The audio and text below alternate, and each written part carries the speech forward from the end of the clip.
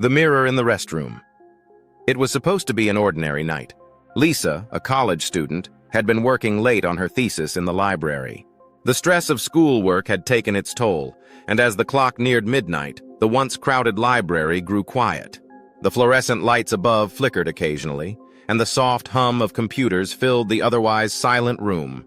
Lisa glanced at the time on her laptop screen and sighed. She was exhausted.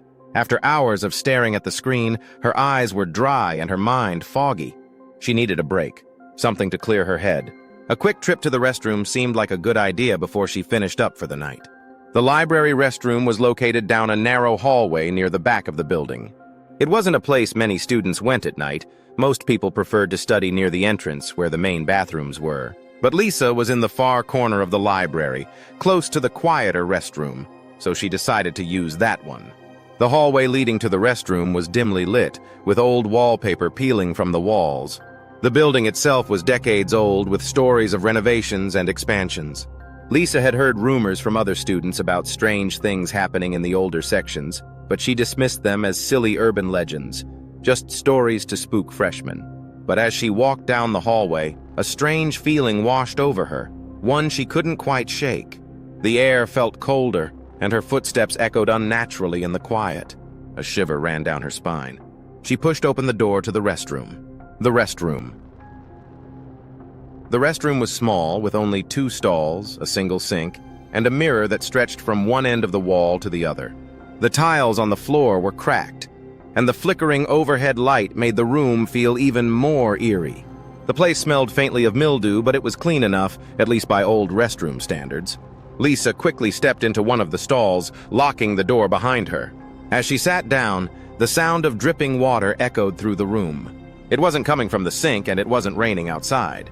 It sounded almost rhythmic, as if someone were tapping their fingers against the tiles. Lisa frowned but ignored it, chalking it up to old pipes or the plumbing acting up. She finished her business, unlocked the stall, and walked over to the sink. As she turned on the faucet to wash her hands, she noticed something strange in the mirror. It wasn't obvious at first, just a subtle movement in her peripheral vision, like a shadow passing behind her. She spun around, heart pounding, but there was no one there. The restroom was completely empty. Her hands shook as she reached for the paper towels. She told herself it was just her imagination playing tricks on her. After all, she'd been working for hours, and the mind can do funny things when you're tired, right? She threw the paper towels in the trash and turned to leave.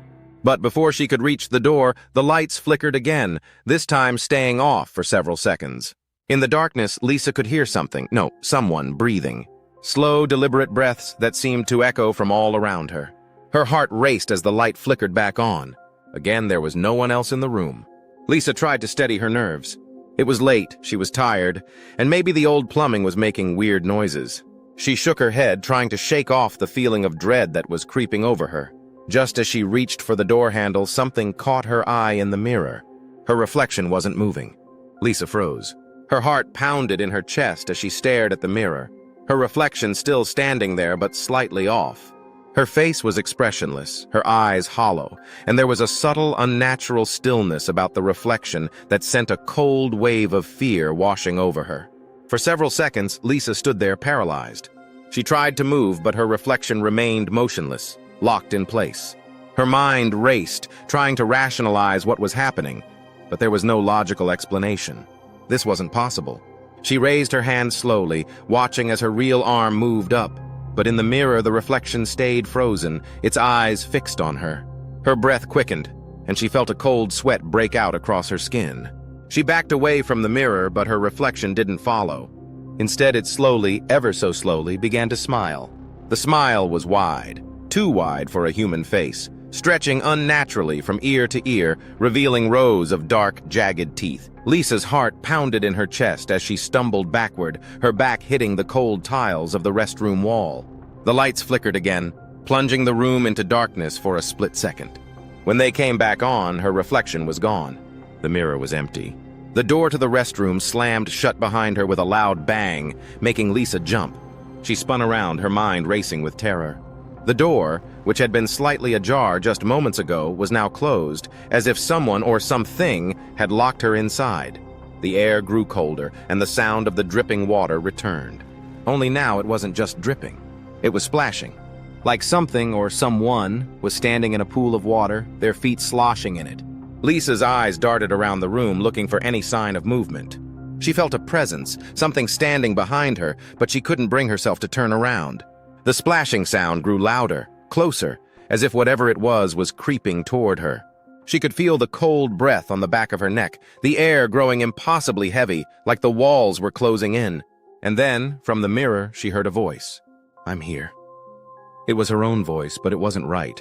It was distorted, warped, as though the words had been dragged through water before reaching her ears.